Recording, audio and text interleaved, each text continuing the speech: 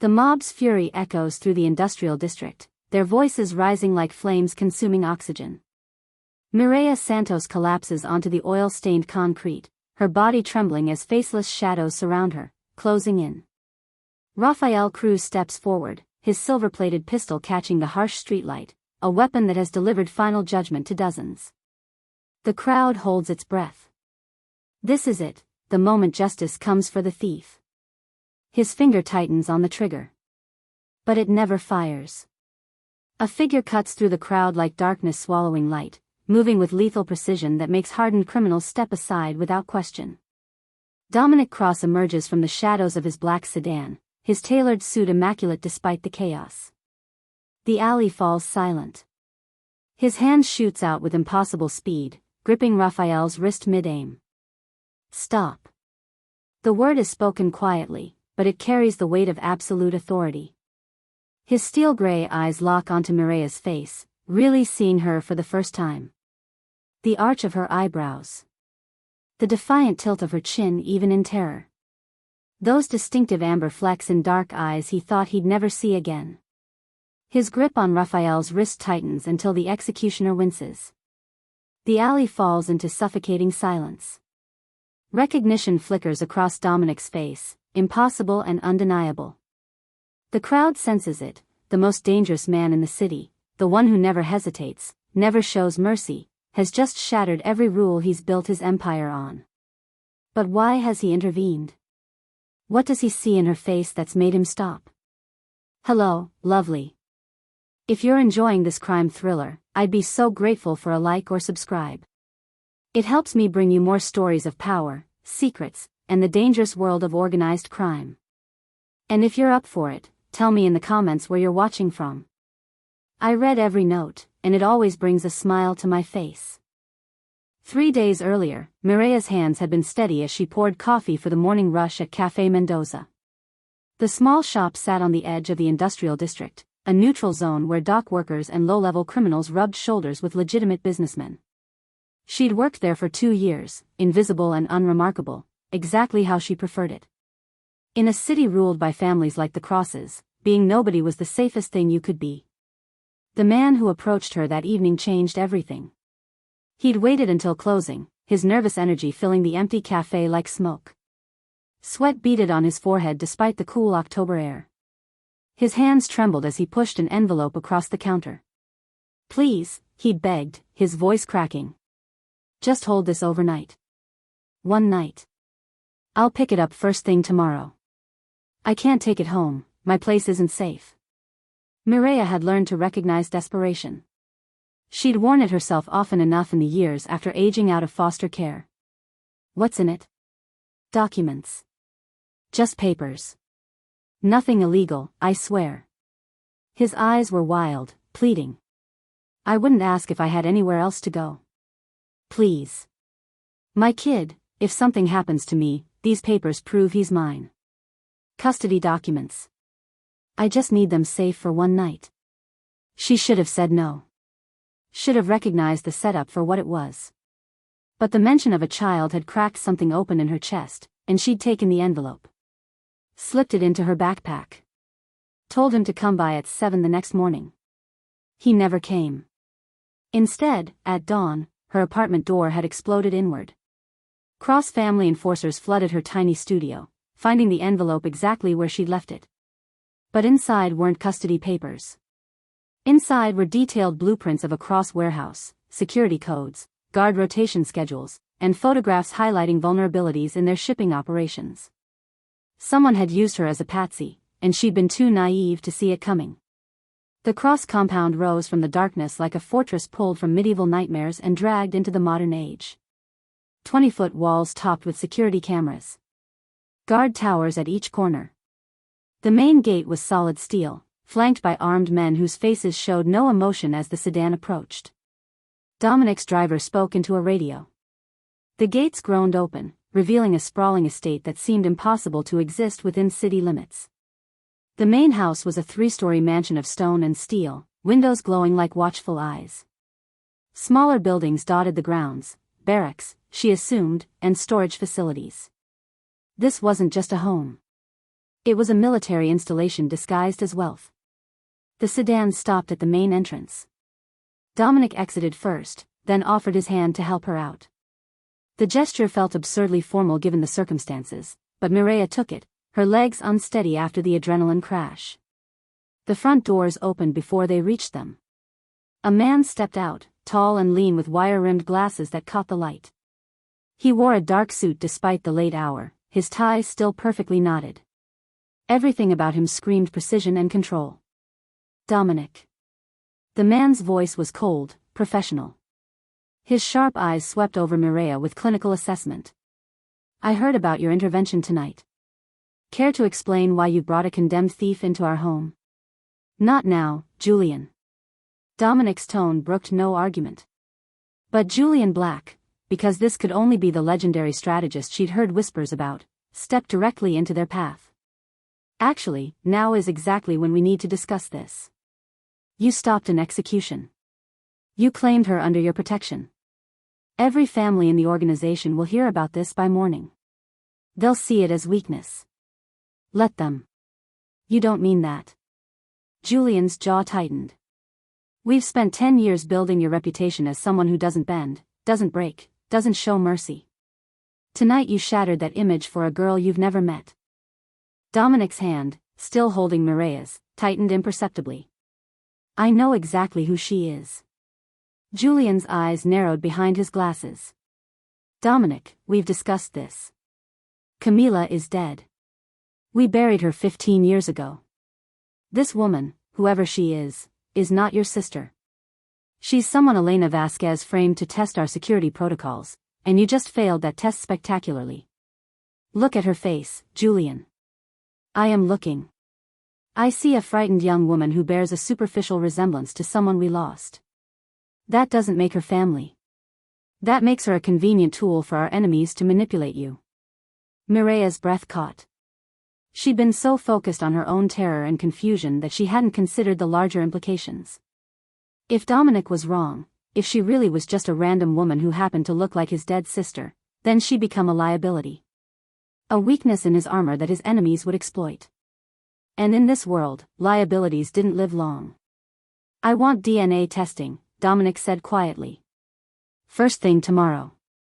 Until then, she stays here under guard. Julian's expression remained carved from ice, but something flickered in his eyes. Concern, maybe. Or calculation. And if the tests prove she's not Camila? What then? Dominic finally released Mireya's hand, but his gaze remained locked on her face with that unsettling intensity. Then I'll deal with whoever is responsible for this deception. But if the tests prove she is... His voice dropped to something dangerous. Then someone has been lying to me for 15 years, and I'm going to find out who. And why. Julian studied his boss for a long moment, then sighed. Mercy is weakness, Dominic. It always has been. I hope you remember that before this situation destroys everything we've built. He turned and walked back into the house, leaving them standing in the cold night air. Mireya found her voice, rough from screaming in the warehouse. What if he's right? What if I'm just someone who looks like her? Dominic's steel-gray eyes met hers, and in them she saw absolute certainty mixed with something that looked almost like fear. Then I'm losing my mind, he said quietly.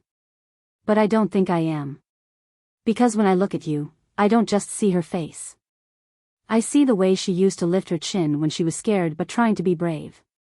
The way her eyes would flash amber in certain light. The way she never begged, even when she should have.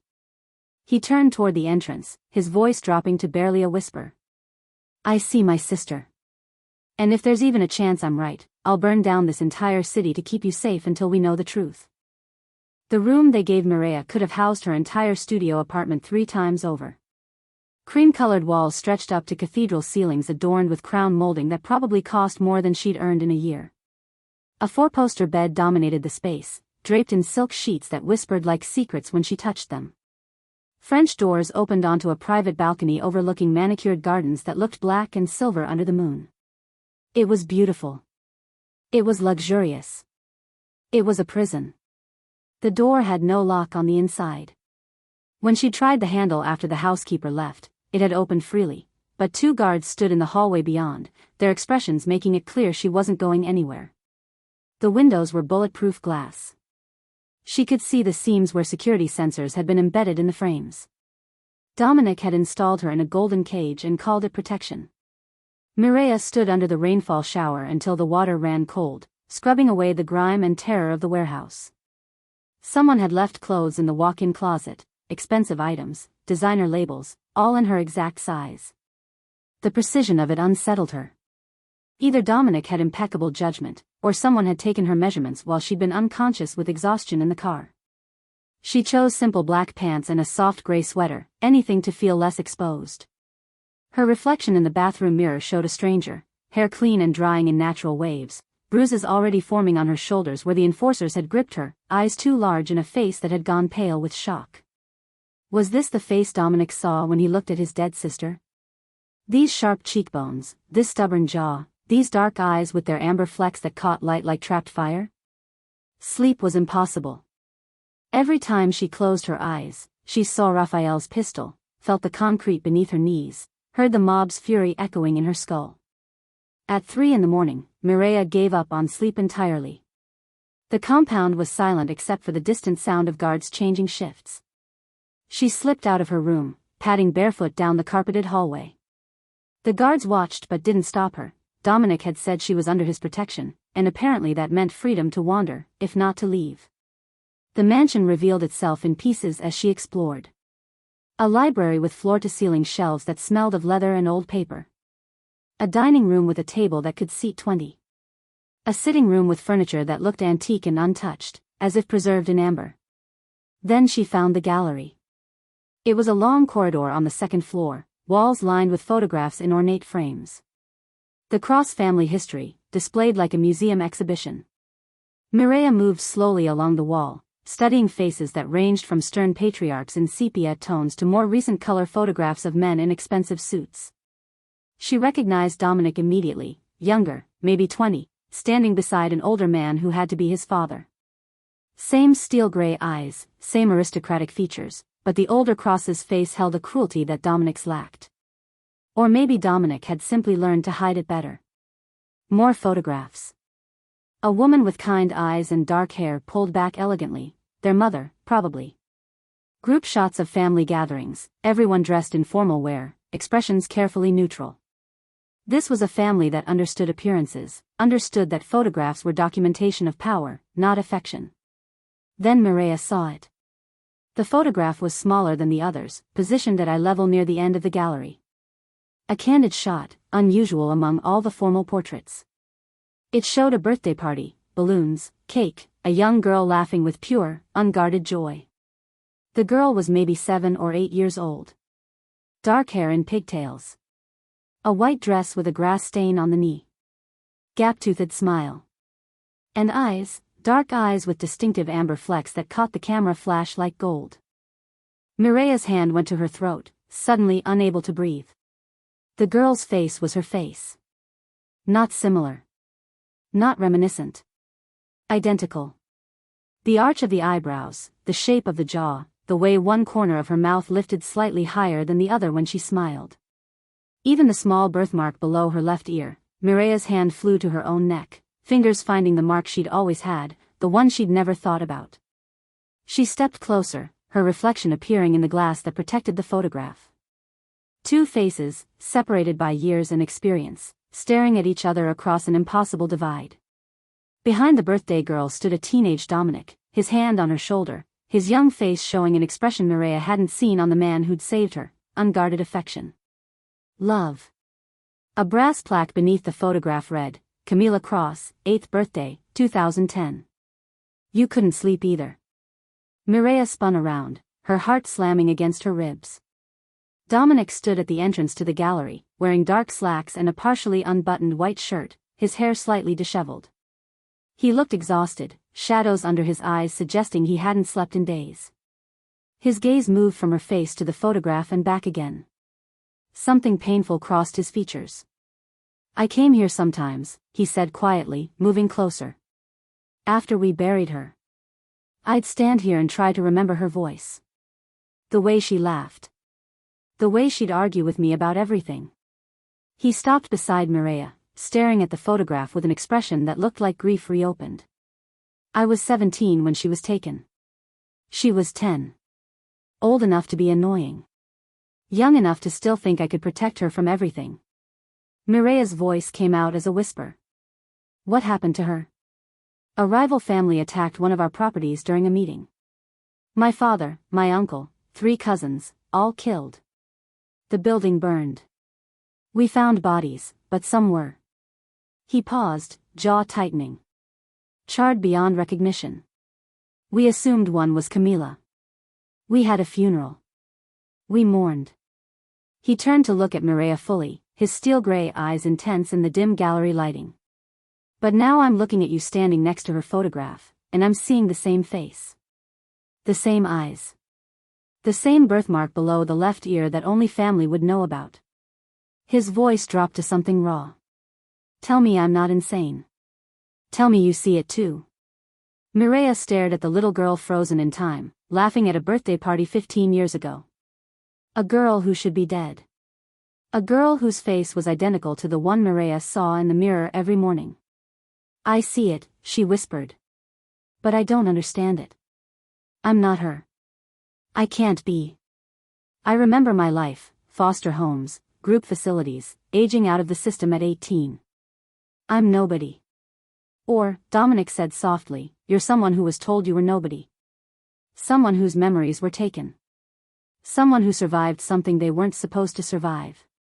He reached out slowly, giving her time to pull away, and gently pushed her hair back from her left ear. His fingers brushed the small birthmark, and his hand trembled. Camila had this exact mark. In this exact place. His voice cracked slightly. The DNA test will tell us for certain. But I already know. You're my sister. And someone took you from us. Sleep came for Mireia just before dawn, dragging her down into darkness that felt more like drowning than rest. She fought it at first, remembering the warehouse, the execution, the impossible photographs. But exhaustion won, and consciousness slipped away like water through her fingers. The dream started with fire. Flames everywhere, climbing walls and consuming furniture with hungry roars. Smoke so thick it burned her lungs, made her eyes stream with tears. She was small in the dream, child-sized, her perspective low to the ground. Someone was screaming. Multiple someones. Voices she should recognize but couldn't quite place through the chaos. Then hands, strong hands lifting her, carrying her through smoke and heat. A man's voice, urgent and desperate, stay quiet, Malishka. Don't make a sound. No matter what you hear. The world tilted. She was being pushed into something dark and confined, a space that smelled of cedar and dust. A closet? A cabinet? The darkness swallowed her whole, and through a crack of light, she could see shadows moving, fighting, falling. Gunshots. So many gunshots they sounded like thunder. Then silence. Worse than the chaos. Silence that meant death. She was alone in the darkness, small and terrified, her child heart hammering so hard it hurt. And in the dream, her lips moved of their own accord, humming a melody she didn't consciously know. A soft, gentle tune that her mother, whose face she couldn't see, could never see, used to sing when the world felt too big and frightening. The melody was comfort. Safety. Home. SPI, Moja Radost, Usni. The words came unbidden, in a language she didn't remember learning. Sleep, my joy, sleep. Dominic hadn't slept. After leaving Mireia in the gallery, he'd retreated to his study, poring over files from 15 years ago, searching for something, anything, he might have missed. The attack had been investigated, the culprits identified and eliminated, the case considered closed. But if Camila had survived, if someone had taken her, everything they thought they knew was a lie. He was reviewing security footage from the night of the massacre when he heard it. A sound so faint he almost missed it over the hum of his computer. A melody drifting through the quiet mansion like a ghost-given voice. His blood went cold. Dominic was on his feet before conscious thought caught up with action, moving through the darkened hallways toward the source of the sound. His heart hammered against his ribs. Impossible, it was impossible, no one alive knew that song, no one except He stopped outside Mireya's door. The melody was clearer here, muffled by wood but unmistakable. A woman's voice, soft and uncertain, humming a lullaby his mother used to sing. His hand went to the doorknob, then stopped. He pressed his palm against the wood instead, closing his eyes, letting the melody wash over him like a wave of memory. His mother's voice, clear and sweet, filling the nursery with warmth. Spi, moja radost, usni, v dom pagasli ogni. Sleep, my joy, sleep, the lights in the house have gone out. Dominic had been 12, standing in the doorway, watching his mother rock 5-year-old Camila to sleep. He'd thought himself too old for such things, too tough for lullabies. But he'd lingered anyway, drawn by the tenderness in the scene. Why do you always sing that one? He'd asked after Camila had drifted off. His mother had smiled, that secret smile she reserved for moments when his father wasn't around. Because my mother sang it to me. And her mother before her. It's our song, Dominic. Cross-family women have been singing this to their children for generations. Someday, when you have children of your own, you'll ask their mother to sing it too. It's in Russian, he'd observed. Because your great-grandmother came from Moscow.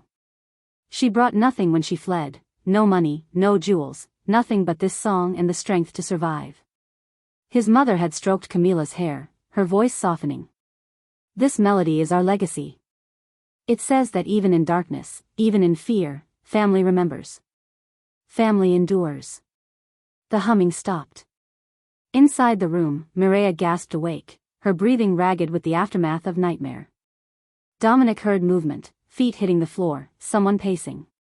Then her voice, shaken and confused, what was that? Why do I know that song? Dominic's hand shook against the door.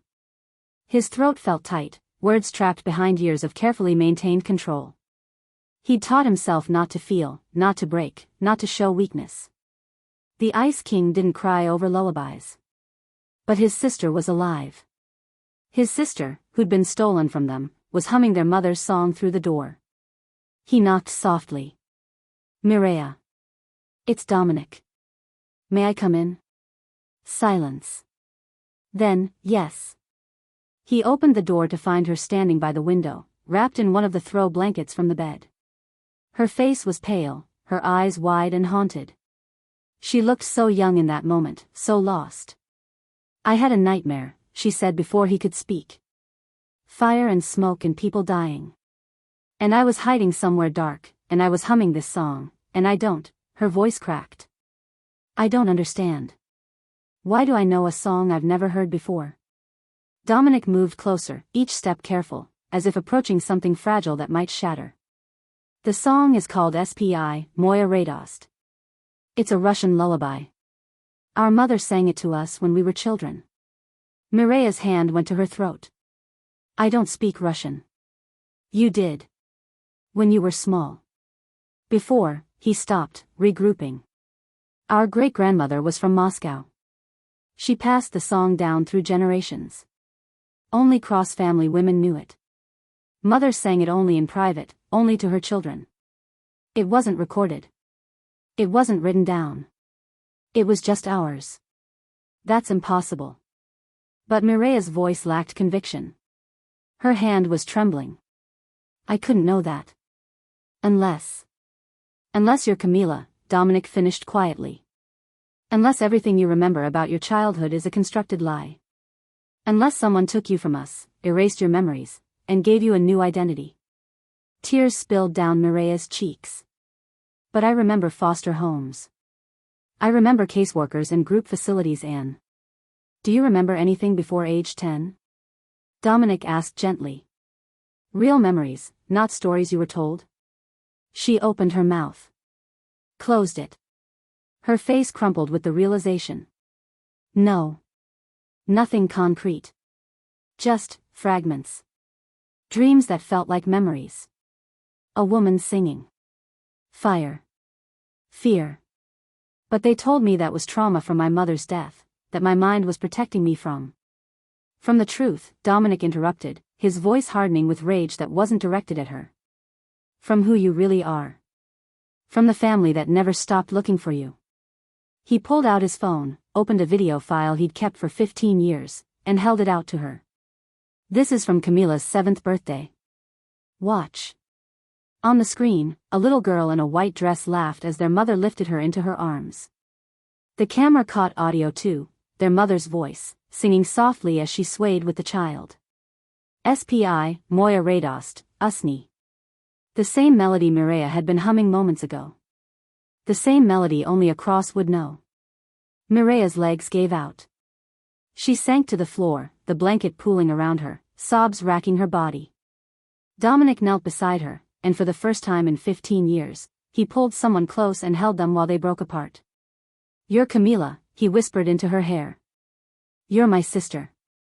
And I'm going to find out who did this to you." Dawn broke over the compound as Dominic led Mireia to a room she hadn't seen before, deep in the mansion's core, behind a door that required both a keycard and fingerprint scan. The war room, he called it. Where the Cross family had planned strategy for 3 generations. The space was windowless, lined with monitors and filing cabinets, a massive table dominating the center.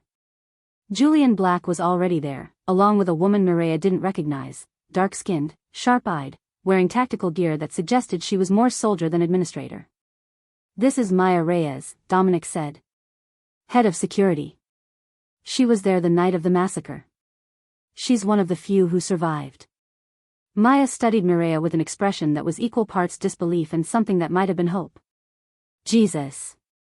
The resemblance is undeniable," Julian cut in, his voice tight. "But we need facts, not feelings. Dominic says you hummed a family lullaby. That's compelling, but it's not proof." "The DNA results will be ready this afternoon," Dominic said, his tone brooking no argument. "Until then, she needs to know what happened. What was done to her. And why." He gestured to the table. Mireia sat, her hands trembling slightly. Whatever was about to be revealed, she sensed it would change everything. Dominic pulled up files on one of the monitors, crime scene photos that made Mireia's stomach turn. A building reduced to rubble and ash. Bodies covered in sheets. Flames captured mid-dance by long-exposure photography. March 15, 2010, Dominic began, his voice carefully controlled. "The Cross family held a council meeting at one of our warehouses on the eastern docks. My father, my uncle Roberto, 3 cousins, and a dozen high-ranking members. It was supposed to be secure." Maya took over, her military bearing evident as she spoke. At 9:47 p.m., the building exploded. Incendiary devices planted in the foundation. The place went up like a tinderbox. I was stationed outside, heard the blast, saw the flames. We lost 17 people that night. We thought it was the Volkov family, Julian added. They'd been pushing into our territory for months. The timing made sense. We retaliated. Wiped out their leadership within a week. But we were wrong, Dominic said quietly. The Volkovs weren't behind it. We just gave someone a convenient scapegoat. Mireia's throat felt dry. Where was Camila during all this? That's the part that never made sense. Dominic pulled up another photo, a floor plan with X's marking bodies. Camila wasn't supposed to be there. She was 10 years old. She should have been home with our mother. But somehow, she ended up at that warehouse. Maya's jaw tightened. I found her body myself. Or what we thought was her body. Small frame, approximately the right age, found in what had been a storage room. But the fire had been so intense that there was almost nothing left, Dominic finished, his voice cracking slightly. Charred beyond recognition. The medical examiner used dental records from the other victims, but for Camila, we just assumed. She was the only child unaccounted for. The body was the right size. It had to be her. Mireia's hand went to her throat, trying to process the horror. You buried someone else? We buried remains we couldn't identify, Julian corrected. And for 15 years, we believed Camila Cross was dead. But if she wasn't, Maya said slowly, realization dawning, if someone took her that night. Then the question becomes why. Dominic pulled up a document, legal papers dense with text. This is my father's will. Cross family inheritance laws are archaic, passed down from our great-grandfather. They require direct blood heirs to maintain control of the empire. He pointed to specific passages. If my father died without male heirs, the empire would pass to his brother Roberto. But Roberto died in the same attack. The next in line would be Roberto's son, except he was killed too. That left me, at 17, as the sole surviving blood heir. Except Camila wasn't dead, Mireia whispered, understanding crystallizing like ice in her veins. Except Camila wasn't dead, Dominic confirmed. And under cross law, if I die without children, the inheritance would pass to my next closest blood relative. My sister. Julian stood, pacing now. Do you understand what this means? If someone wanted to seize control of the Cross Empire, they'd need to eliminate the entire bloodline. Kill your father, your uncle, your cousins, you, and Camila. But you survived because you weren't at the meeting. And Camila was too young to kill outright, Maya finished. It would have raised too many questions.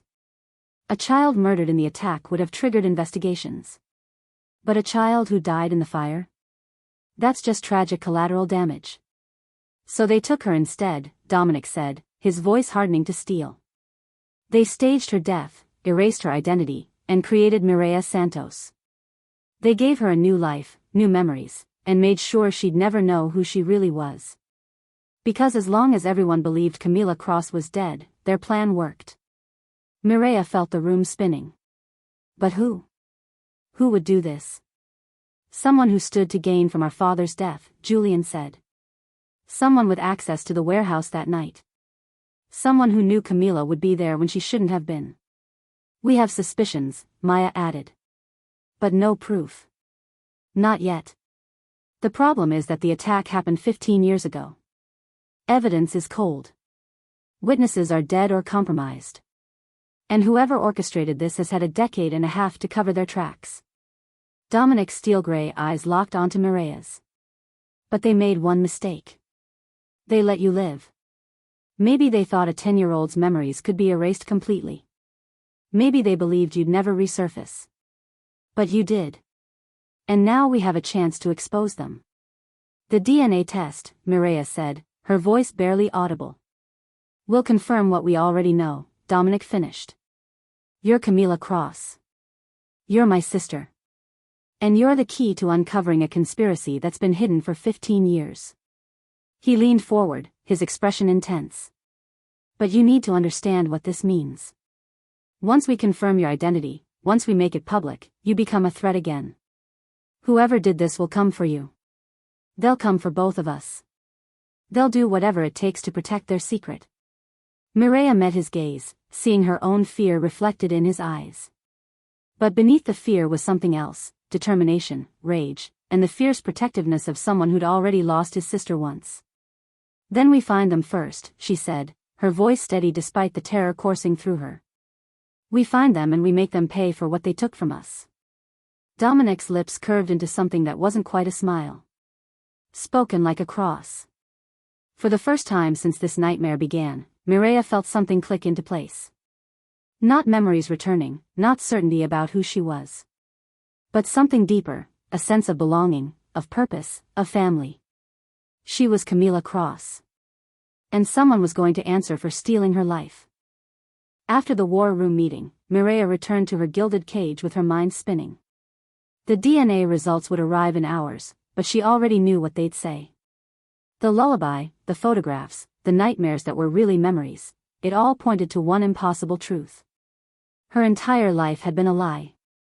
Someone had delivered her belongings while she'd been gone, the pathetic collection of items she'd had in her apartment before the Cross enforcers kicked down her door. A duffel bag sat on the bed, containing everything she owned in the world, 3 changes of clothes, a broken watch she'd never gotten fixed, a paperback novel with a cracked spine, and an old shoebox that held her important documents, a social security card, a GED certificate, medical records from the state system. The physical evidence of Mireia Santos's existence fit into a single bag. She emptied it methodically onto the silk bedspread, each item a reminder of the woman she thought she was. A cafe uniform still smelling of coffee. A metro card with 2 rides left. A photograph of her with co-workers at last year's Christmas party, strangers now, people from a life that was already slipping away. At the bottom of the bag, her fingers found something she'd almost forgotten. A small cloth pouch, worn soft with age. Inside was a tarnished silver locket on a broken chain. Mireya stared at it, her heart suddenly pounding. She'd had the locket for as long as she could remember. It was one of the few possessions that had followed her through the foster system. The social workers had classified it as personal effects, too worthless to sell but sentimental enough to keep with her file. She'd been told it belonged to her mother, that she'd been clutching it when they found her after the accident that had orphaned her. But Mireya had never been able to open it. The clasp was damaged, jammed shut by age and neglect. She'd tried a few times over the years, but eventually gave up, wearing it occasionally more as a talisman than jewelry. A connection to a past she couldn't remember. Now, sitting in a mansion that might actually be her home, she looked at the locket with new eyes. The silver was tarnished almost black, but as she rubbed it with her sleeve, a pattern emerged. Intricate engraving, vines and flowers in an old European style. And at the top, barely visible beneath years of oxidation, a letter, C, in an ornate script. Her hands trembled as she tried the clasp again. Still stuck. Frustrated, she grabbed a nail file from the bathroom and carefully worked it into the seam. The metal was soft, weakened by time. With a little pressure, something gave.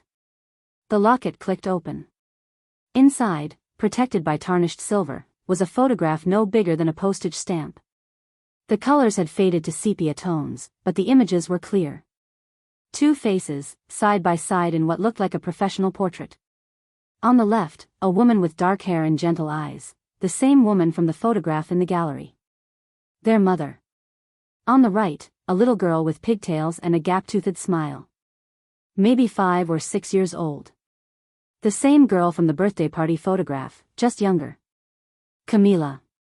But what made Mireya's breath catch was the inscription on the opposite side of the locket, engraved in tiny letters. For our Camila Rose born into love, raised in strength blood of our blood, soul of our soul Cross family forever, EC and MC, 2005. Elena Cross and Michael Cross. Their mother and father.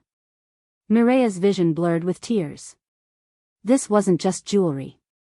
This was a christening gift, a family heirloom, physical proof of her identity that had survived fire, conspiracy, and 15 years of lies. She'd been carrying the evidence of who she really was around her neck for years, and she'd never known. A knock at the door startled her. She hastily wiped her eyes as Dominic entered, Julian and Maya following close behind. All three stopped when they saw her face. What happened? Dominic asked, immediately alert. Wordlessly, Mireya held out the locket. Dominic took it, and the color drained from his face. His fingers traced the engraving with something close to reverence. Where did you get this? I've always had it. Since I was found. They told me it belonged to my mother, to the woman I thought was my mother. Mireya's voice cracked. I couldn't open it before. But now. Julian leaned in, reading the inscription. His expression, usually so controlled, flickered with shock. This is Elena's handwriting.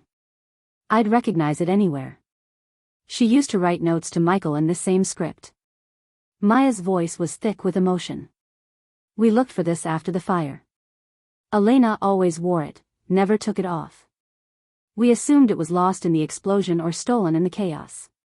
She gave it to Camila that night, Dominic said, his voice distant with memory. I remember now. Mother and father were arguing about whether Camila should come to the meeting. Father wanted her there, some business about her meeting a family from Chicago. Mother didn't want her exposed to that world yet. He looked up, his gray eyes bright with unshed tears. Mother took off her locket and put it around Camila's neck. She said, keep this close.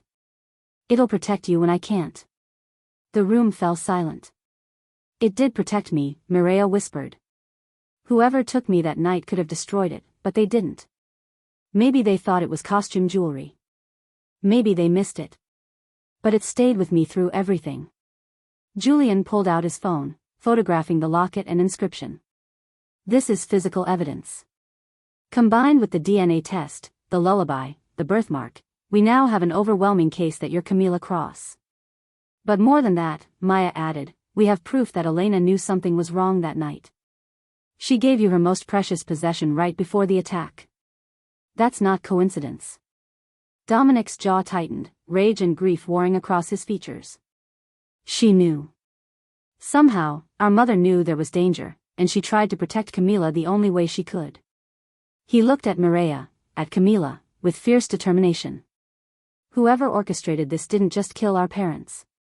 They manipulated our mother's final act of love into a tool for their conspiracy. They let you keep this locket because they never imagined you'd remember who you were. Mireia closed her fingers around the locket, feeling its weight in her palm. Such a small thing. But it contained multitudes: love, loss, identity, proof. They were wrong, she said, her voice steady now. I do remember. Maybe not everything, not yet. But I remember enough. I'm Camila Cross. And I want everyone who did this to pay. Dominic's phone buzzed. He glanced at it, then looked up with grim satisfaction. The DNA results just came in, he said. It's official. You're my sister. You're a Cross. And as of this moment, you're one of the 2 legal heirs to the entire empire. He extended his hand. Welcome back to the family, Camila. Now let's find out who tried to destroy it. Mireia, Camila, took her brother's hand, the locket pressed between their palms. She was home. Finally, impossibly, home. And someone was going to answer for every year they'd stolen from her. Julian Black didn't sleep. While the rest of the compound celebrated Camila's return with cautious optimism, he sat in the war room surrounded by monitors, following threads of data that had nagged at him for years. The massacre had always felt wrong, too precise, too coordinated. Someone had known exactly when and where the Cross family leadership would be vulnerable. Now, with Camila alive, the attack took on new dimensions. This wasn't just assassination. It was orchestration. He pulled up financial records from the weeks before the massacre, cross-referencing them with communication logs, security footage, and personnel files. Modern forensic accounting could trace patterns invisible 15 years ago. His fingers flew across the keyboard, algorithms sorting through mountains of data. Then he found it. A series of encrypted messages sent from inside the compound in the days leading up to the attack. Routed through proxy servers, disguised as routine business communications, but all terminating at a single IP address registered to a shell corporation in the Cayman Islands. The same shell corporation that had purchased weapons used in the warehouse explosion. Julian's blood ran cold. The call had come from inside the house. He dug deeper, tracking the message origin through the compound's internal network. His hand started shaking as the location narrowed: main house, 2nd floor, east wing. Where the family's inner circle had their offices. Show me everyone who had access to the East Wing offices in March 2010, Julian commanded the security AI. A list populated on screen. 37 names. He started eliminating people who died in the attack, people who'd since been vetted beyond suspicion, people who had alibis. The list narrowed. 20 names. Then 15.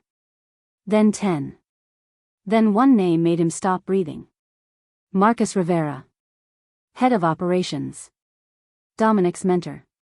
The man who'd helped a 17-year-old Dominic navigate taking over the empire after his father's death. The man they all trusted without question. No, Julian whispered. Not him. But the data didn't lie. Marcus had sent those messages. Marcus had coordinated with outside forces.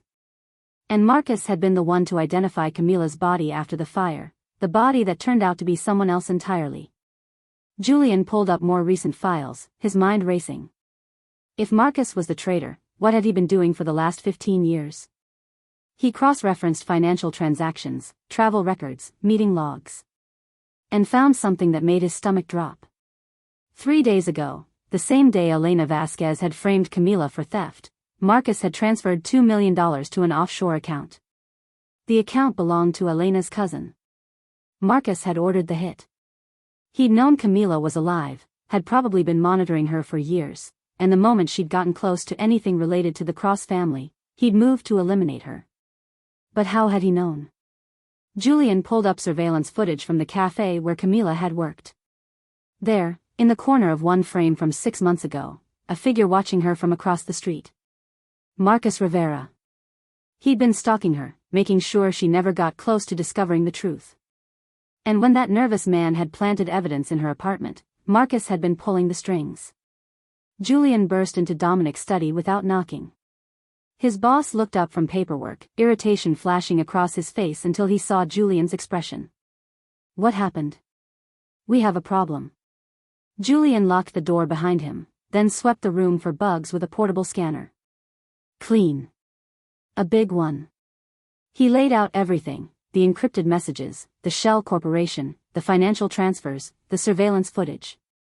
Dominic's face grew paler with each revelation, his jaw tightening until Julian thought it might crack. Marcus, Dominic said finally, his voice deadly quiet. You're telling me Marcus betrayed us? Not just betrayed. He orchestrated everything. The massacre, Camila's abduction, the cover-up. He's been inside our organization this entire time, feeding information to whoever he's working for. Who? Dominic's hands clenched into fists. Who is he working for? That's what I can't figure out. The Shell Corporation traces back to. Julian pulled up another file, and his face went white. Jesus Christ. What? The Shell Corporation is owned by Castellano Holdings. As in Vincent Castellano. Dominic stood so abruptly his chair crashed backward. That's impossible. The Castellanos are our allies. They have been for 3 decades. Vincent stood as godfather to. He stopped. The realization hit like a physical blow. To Camila, Julian finished quietly. Vincent Castellano is Camila's godfather.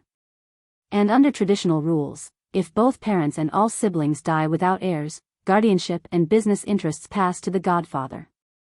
Dominic paced like a caged animal, fury and betrayal warring across his features.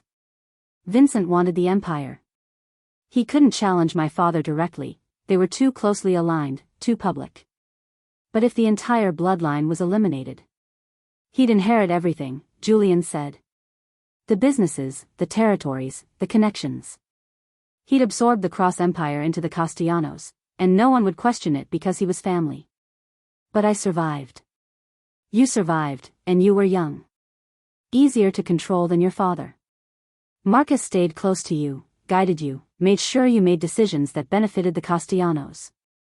And as long as everyone believed Camila was dead, the plan still worked. Dominic's fist slammed into his desk, cracking the wood. And now she's back. Now there are 2 heirs, which means the inheritance is secure within the cross-bloodline. Vincent's plan dies the moment Camila's identity goes public. Which is why Marcus tried to have her killed, Julian said. And why he'll try again. Dominic, we can't trust anyone. If Marcus has been working for Vincent this entire time, there could be others. Your security team, your drivers, your... A knock at the door made them both freeze. Don Cross? Marcus Rivera's familiar voice called through the wood. Julian? I need to speak with you about Miss Santos. There's been a development. Dominic and Julian exchanged glances. Dominic's hand moved to the weapon in his desk drawer. Come in, Marcus, Dominic called, his voice carefully neutral. The door opened.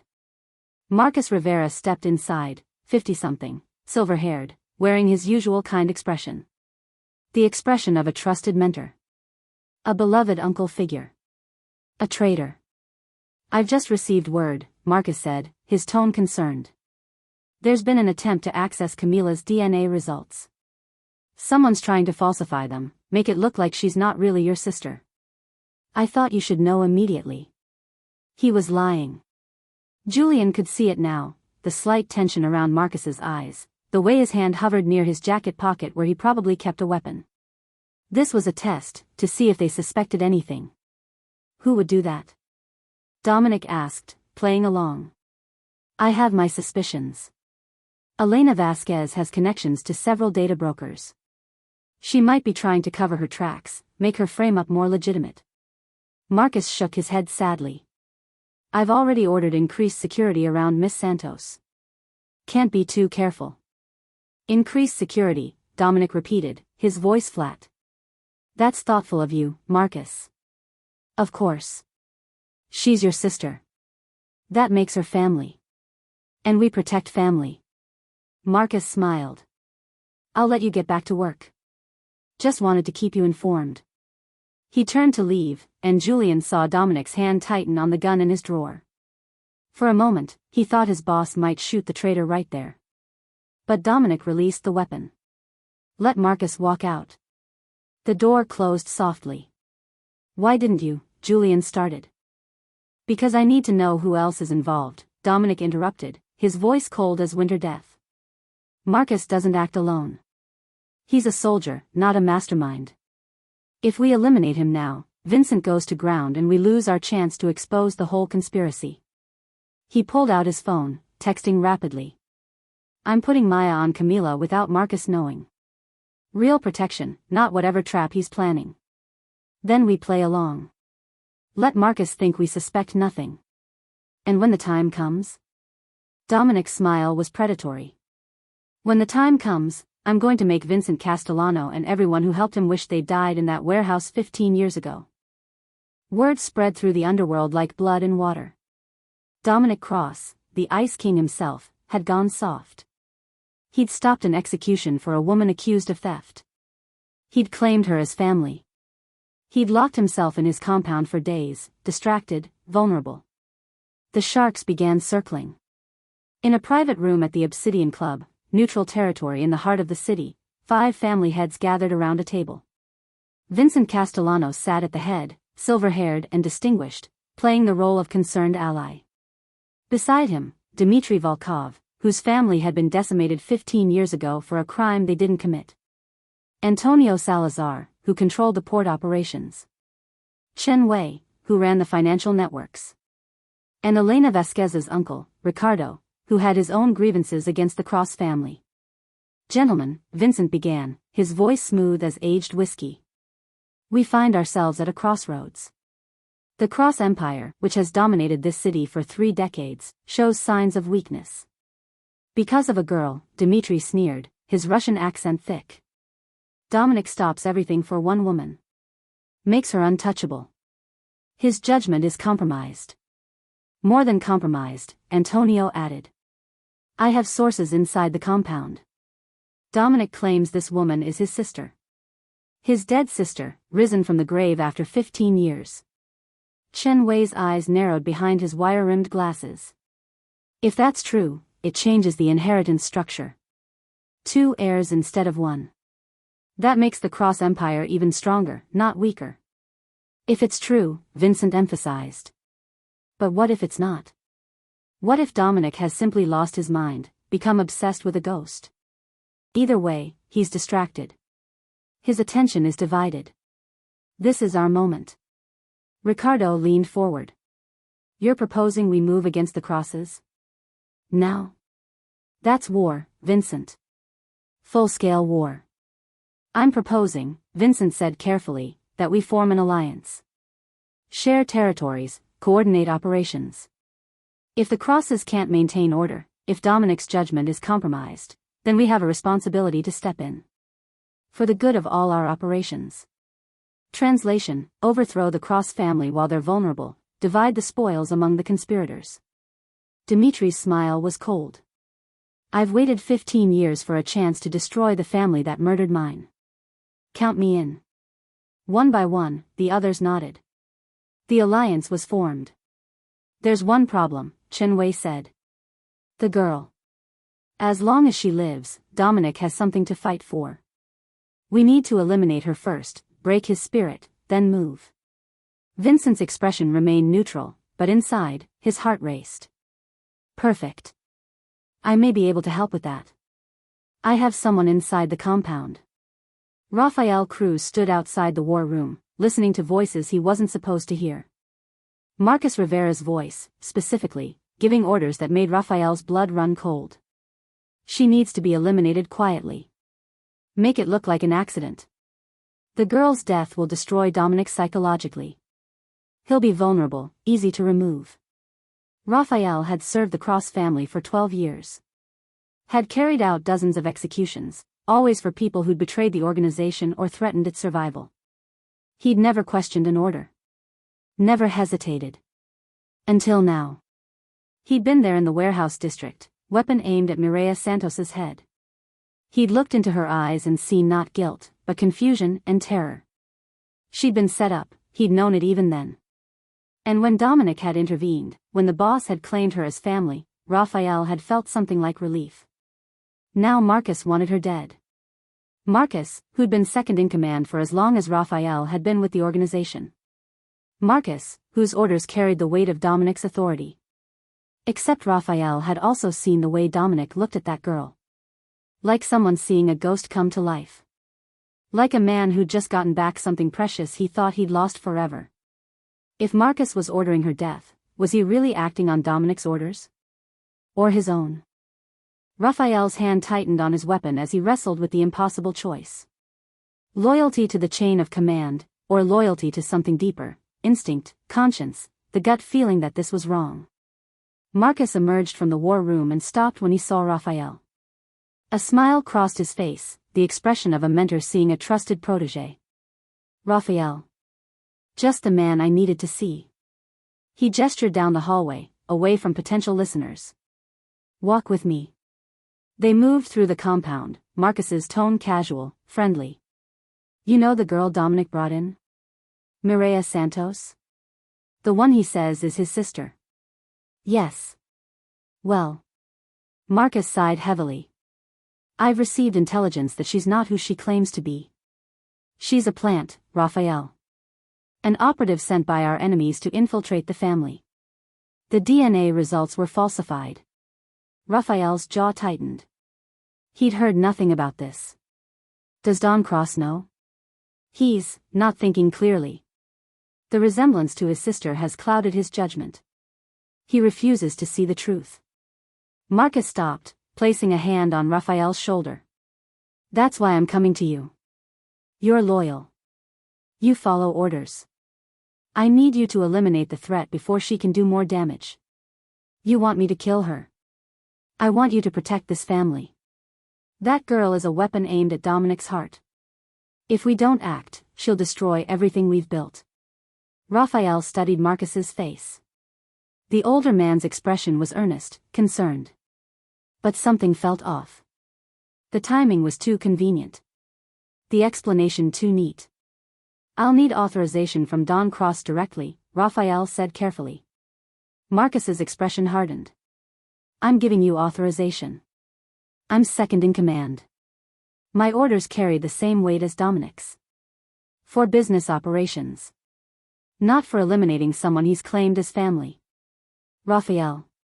Marcus's voice dropped, taking on an edge. Are you refusing a direct order?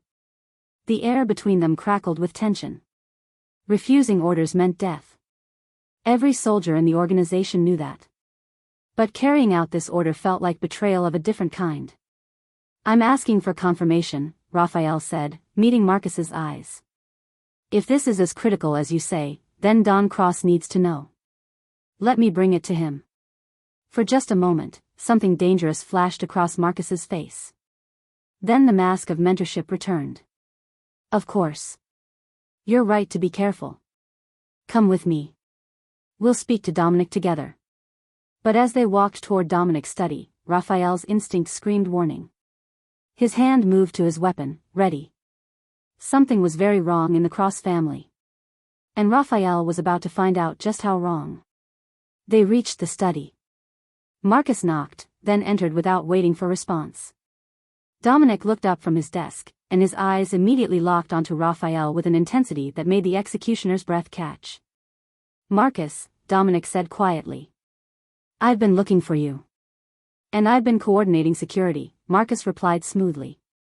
Raphael has some concerns about the girl. I thought we should address them together. Dominic's gaze shifted to Raphael. What concerns? Raphael made a split-second decision. Loyalty to truth, not to rank. Marcus ordered me to eliminate Mireya Santos. Said she's a plant, that the DNA results were fake. I wanted confirmation from you directly, sir. The temperature in the room dropped 20 degrees. Dominic stood slowly, his expression carved from ice. Did he It wasn't a question. Marcus's hand moved toward his jacket. Dominic, let me explain. Don't. Dominic's voice cut like a blade. Don't insult me with more lies. I know everything, Marcus. The shell corporations. The messages. Vincent Castellano. All of it. Marcus's mask shattered. His weapon cleared his jacket in a smooth motion, aimed at Dominic's chest. Raphael's gun was faster. He fired once, and Marcus's weapon clattered to the floor as the traitor grabbed his wounded shoulder, his face twisted with rage and pain. You're done, Dominic said, his voice cold as winter death. And so is everyone who helped you. Outside, alarms began blaring. Maya's voice crackled over the compound speakers, perimeter breach. Multiple hostiles. All hands to defensive positions. The Alliance had made their move. The war had begun. The compound's perimeter exploded in a symphony of violence. Gunfire erupted from 3 directions simultaneously, East Gate, West Wall, and the service entrance. Maya's voice crackled over the radio system, coordinating defensive positions as the Cross family's soldiers scrambled to respond. Dominic grabbed Raphael's shoulder as Marcus slumped against the desk, bleeding. Get him to the holding cells. Then get to the armory and coordinate the East Gate defense. What about you? I'm getting my sister to the safe room. Dominic was already moving, speaking into his radio. Camila, stay where you are. I'm coming to you. But when he burst into her room 30 seconds later, it was empty.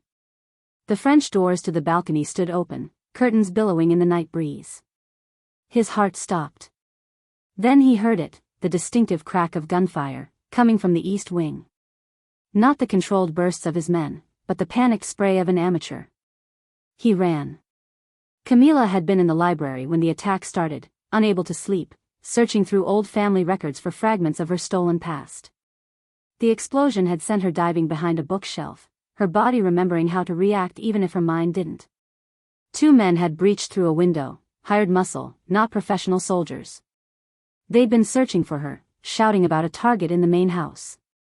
She'd grabbed a letter opener from the desk, her hands steady, her breathing controlled. When the first man rounded the bookshelf, she'd moved without thinking. The letter opener found the gap between his vest and his shoulder. He went down screaming. The second man raised his weapon, and Camila threw herself behind a leather chair as bullets tore through expensive upholstery. Her hand found a fallen weapon, the first man's pistol. She'd never held a gun before. Mireya Santos had never held a gun before. But Camila Cross had. Muscle memory 10 years suppressed came flooding back. Her father had taught both his children to shoot, insisted they know how to protect themselves. The knowledge had been buried but not destroyed. She rolled, came up firing. 3 shots, center mass. The second attacker dropped. Dominic burst through the door, weapon drawn, and froze at the scene. His sister stood in the ruins of the library, breathing hard, a smoking gun in her hand, 2 bodies at her feet. I remembered, she said, her voice shaking but her eyes clear. When they came through the window, my body just knew what to do. Pride and fear warred across Dominic's face. You're a Cross. It's in your blood. He moved to her side, checking her for injuries. But we need to get you to the safe room. Now. No. Camila's jaw set with familiar stubbornness, their father's stubbornness. They're here because of me. I'm not hiding while people die protecting me. I fight. The compound had become a war zone. Maya coordinated from the security center, directing fire teams and calling out enemy positions. Raphael held the east gate with 10 men, his weapon barking in controlled bursts as waves of attackers tried to breach the perimeter. Dominic and Camila moved through the compound together, and it was like watching a machine synchronize. She called out flanking positions before he could. He anticipated her movements instinctively. They'd never fought together, but the patterns were there, siblings who understood each other at a level deeper than conscious thought. They reached the main courtyard as a vehicle crashed through the weakened west gate. Armed men poured out, and Dominic shoved Camila behind a concrete planter, returning fire. She leaned around the opposite side, covering his blind spots. Reloading, she called, and he immediately adjusted his fire pattern to compensate. "Where did you learn tactical communication?" he shouted over the gunfire. "I don't know. I just know it." More memories surfacing. More proof that Mireya Santos had been a constructed identity laid over a foundation of Camila Cross.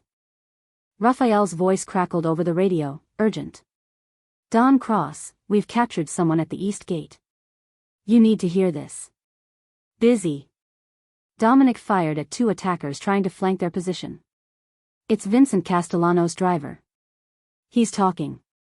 Says Vincent is here personally, coordinating from a vehicle 2 blocks out. And he's not alone, he has government officials with him.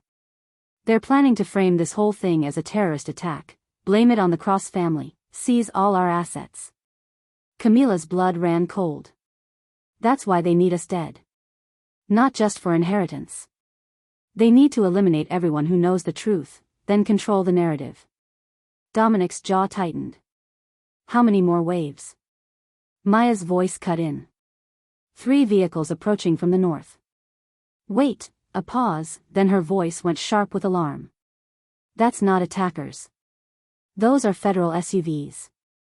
They're moving in to raid the compound. Vincent's brought the authorities to clean up his mess." Julian's voice joined the channel. He was monitoring police frequencies from the war room. "They have warrants. They're claiming we're holding a kidnapped woman, Mireya Santos. They're framing your rescue as abduction." Camila met Dominic's eyes. Everything clicked into place. The whole attack was a distraction. Vincent doesn't need to kill us himself. He gets us arrested, controls the narrative, and we disappear into the system while he takes over everything. Like hell. Dominic grabbed his radio. "All units, cease fire. I repeat, cease fire. Let the attackers retreat. We're not giving the feds an excuse to storm this place." The gunfire tapered off. The hired attackers, sensing something had changed, began pulling back. Within minutes, the compound fell into eerie silence broken only by distant sirens approaching. Raphael appeared from the east wing, dragging a wounded Marcus Rivera. He threw the traitor at Dominic's feet. "Before you deal with the feds," Raphael said, "you need to hear what he told me. About who really gave the final order 15 years ago." Marcus laughed through bloody teeth. "You think it was just Vincent? He was just the money. The real architect," he coughed, spitting blood. "The one who planned everything, who knew exactly how to destroy your family. Was me." Everyone spun toward the voice. A figure emerged from the shadows near the main gate, hands raised, flanked by federal agents. But it wasn't an agent speaking. It was Elena Cross. Dominic's aunt. His father's sister. Family. "Hello, nephew," she said, her smile cold. "Surprised? You shouldn't be. I've been waiting 15 years for this moment. The moment I finally take what should have been mine from the beginning." Camila's weapon came up, aimed at the woman who'd orchestrated her stolen life. You killed our parents. You took everything from me." "I took what was rightfully mine," Elena spat. "My brother was weak. His children were liabilities. Vincent and I made a deal. He gets the territories, I get the legitimacy of the Cross name. All we needed was for you to die." She smiled at the approaching federal agents.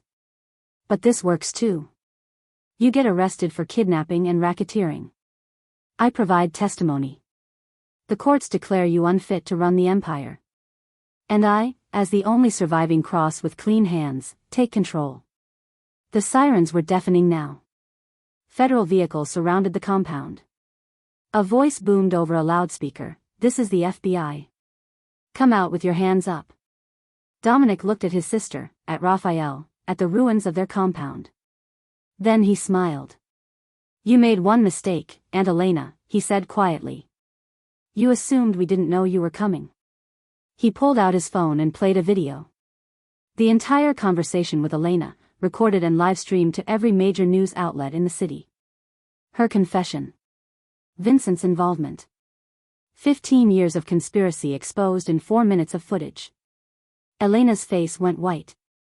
"Checkmate," Camila whispered. 3 days after the siege, the Grand Council convened in the Obsidian Club's main hall, a rare gathering of every major family operating in the city. The room was designed for exactly this purpose, a circular chamber with tiered seating rising like a Roman amphitheater, neutral ground where disputes were settled and justice was rendered according to the old laws. Dominic Cross stood in the center ring, Camilla beside him.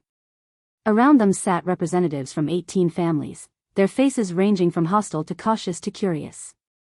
At the highest tier, the 5 elders who served as judges presided over the proceedings.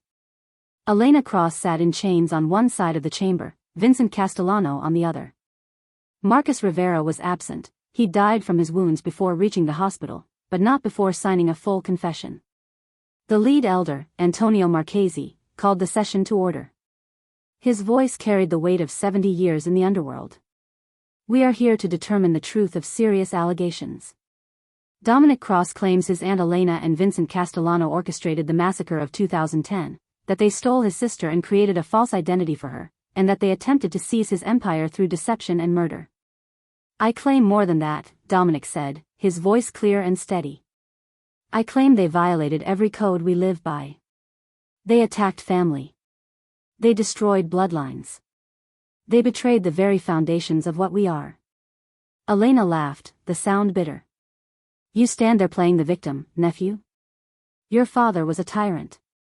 Your family hoarded power while the rest of us scraped for territory. I did what was necessary.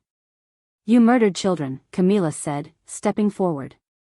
Her voice was quiet but it cut through the chamber like a blade. You burned a 10-year-old girl's life to ash because she stood between you and power. So yes, let's talk about what was necessary. Julian Black approached the center, carrying a tablet loaded with 15 years of compiled evidence. He connected it to the chamber's projection system, and the walls lit up with data. Financial records, Julian began, displaying transactions. Shell corporations traced back to Elena Cross and Vincent Castellano. Money moving before and after the massacre, payments to the mercenaries who planted the explosives. The families murmured. Numbers didn't lie. Communications logs. Encrypted messages appeared, decoded. Elena's voice planning the attack. Vincent coordinating logistics.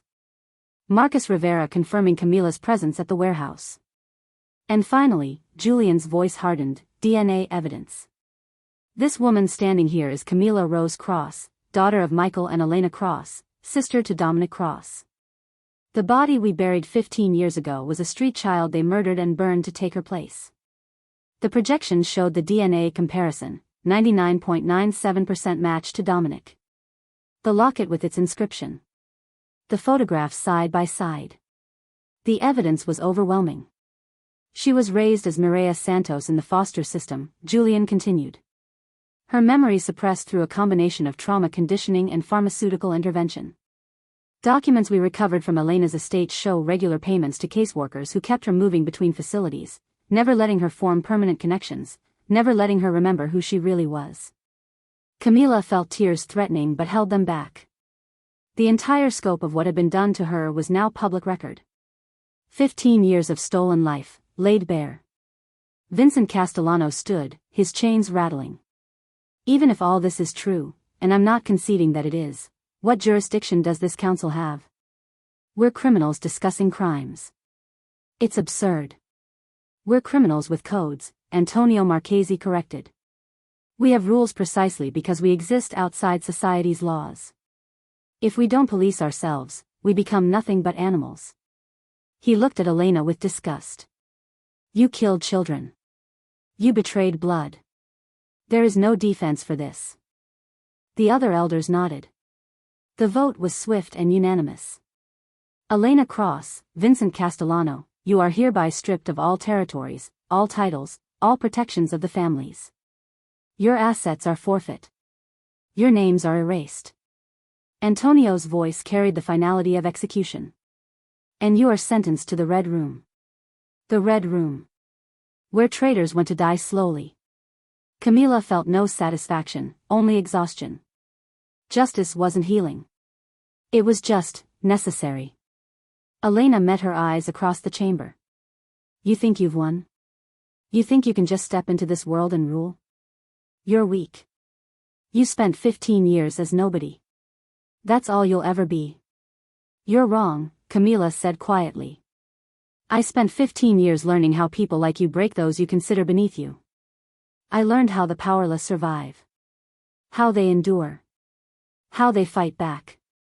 She stepped closer to the railing. You thought you were teaching me to be nothing. You taught me to be something you never could be, resilient. After the council adjourned, after Elena and Vincent were taken away, after the families had offered their formal recognition of Camila's identity, Dominic and his sister stood alone in the empty chamber. What now? Camila asked. I'm officially a cross. I have a birthright to an empire built on violence and fear. What am I supposed to do with that? Dominic was quiet for a long moment. Our father ruled through intimidation. He believed fear was the only currency that mattered. He turned to face her. But watching you these past weeks, the way you survived, the way you fought, the compassion you showed even to people who'd hurt you, I think there might be another way. Reform from within? Camila shook her head. The families will never accept that. The families will accept strength. And we're stronger together than apart. He held out his hand.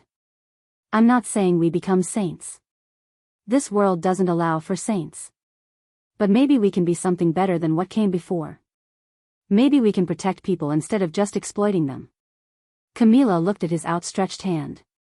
A partnership. A promise. A choice to be something more than what their history demanded. She took his hand.